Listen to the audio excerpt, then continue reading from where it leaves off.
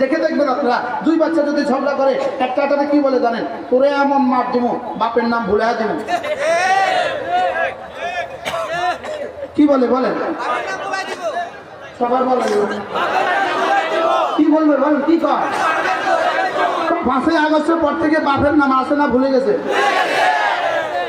রাস্তার মোড়ে বাপের ছবি,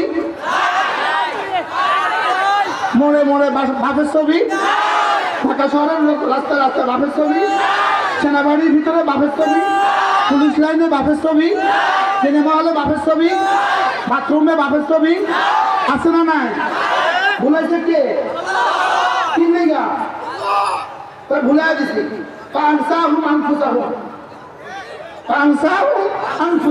যখন তোমরা আমাকে ভুলে যাও তখন আমি তোমাদের বাপের নাম সব ভুলে দেই।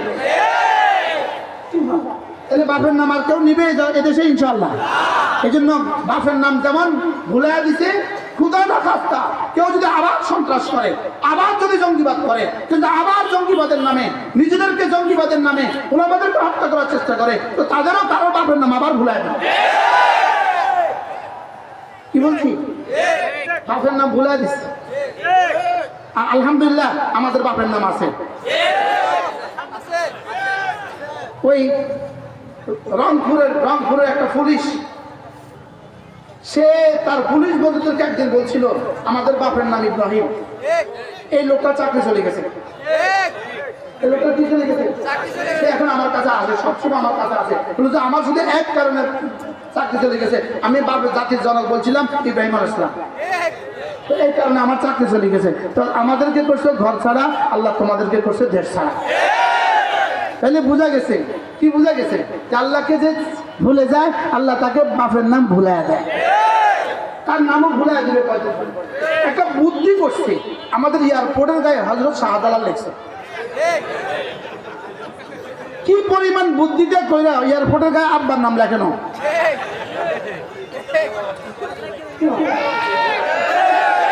এয়ারপোর্টের গায়ে যদি আব্বার নাম লিখতো তাহলে জাতির একটু অসুবিধা বেশি হয়ে যেত।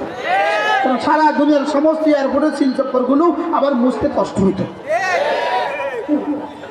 ঢাকা থেকে পদ্মা সেতুর মধ্যে এই রাস্তাটা জাতির জনক বঙ্গবন্ধু, জাতির জনক বঙ্গবন্ধু কি এক্সপ্রেস ওয়ে, ওখানে আলহামদুলিল্লাহ এই মাথা থেকে এ পর্যন্ত লিখে দিছে জাতির পিতা ইব্রাহিম আলাইহিস সালাম এক্সপ্রেস ওয়ে। এয়ারপোর্টের গায়ে যদি লিখে দিত আমাদের একটু কি হয়ে যেত? জাতির একটু অর্থ বেশি কষ্ট ক্ষতি হয়ে যেত। এই জন্য বুদ্ধি জানতো রে একদিন ভুলে দিব, এই রাত লেখিচ্ছে। আমার ভাষা বুঝতেছে না? একদিন তো নাম ভুলে দিবে, এই জায়গা কি করিস না বলেন? এয়ারপোর্টের গায়ে লিখিস না, একদিন তো ভুলে দিবে। এরা পৃথিবীর বিভিন্ন দেশে বাড়ি বানাইলো কেন? প্রশ্ন। এরা পৃথিবীর সব দেশে বাড়ি বানাইলো কেন?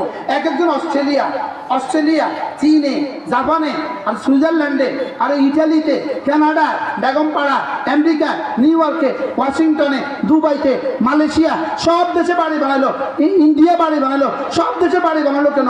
এই আতঙ্কে বাড়ি বানিয়েছে যে বলা তো যায় না যেদিন পালাইতে হয় কোন দেশের ভিসা মিলে, বলা তো যায় না। শেষ পর্যন্ত 5 তারিখে কোনো দেশে আর যাইতে পারে নাই, শুধু ওই দেশে গেছে যে দেশের সকাল সন্ধ্যা তাদেরকে গোমূত্র দিয়ে নাস্তা পরিবেশন করা হয়। কি ভাই? কি দিয়ে বলেন? কি দিয়ে? গোমূত্র দিয়ে নাস্তা পরিবেশন করা হয়। এজন্য আল্লাহ আমাদেরকে এখান থেকে শিক্ষা নেওয়ার তৌফিক দান করেন। এজন্যই আল্লাহ তাআলা বলেন আলাম তারা কাইফা ফাআলা রাব্বুকা বিআদ ইরামা যাতিল ইমাদ ওয়া তামুদ আল্লাযীনা জাবু আস-সাখরা বিল ওয়াদ ওয়া ফিরআউনা যিল আওতাদ। এজন্যই আল্লাহ তাআলা বলেন ফাসাব্বা আলাইহিম রাব্বুকা সাওতা আযাব। এদের জন্য এদের মতো জুলুম যেই করবা তার উপর আমি আযাবের চাবুক কষায় লাগায় দেব। যেই জুলুম করবা তার উপরে আযাব লাগায় দেব, যেই জুলুম করবা তার উপরে আযাব লাগায় দেব। আল্লাহ আমাদের সকলকে হেফাজত করে। আমার কাছে কতগুলো কিতাব আছে। একটা কিতাব আল-ওয়াবিলুস সাইয়্যিব, এটা বিখ্যাত কিতাব, আল্লামা ইবনে কাইয়্যিম আল-জাওজিয়্যি আলাইহিস রহমাতুল্লাহ বিখ্যাত কিতাব। এই কিতাবটা আপনার জীবনে প্রতিটা ইবাদত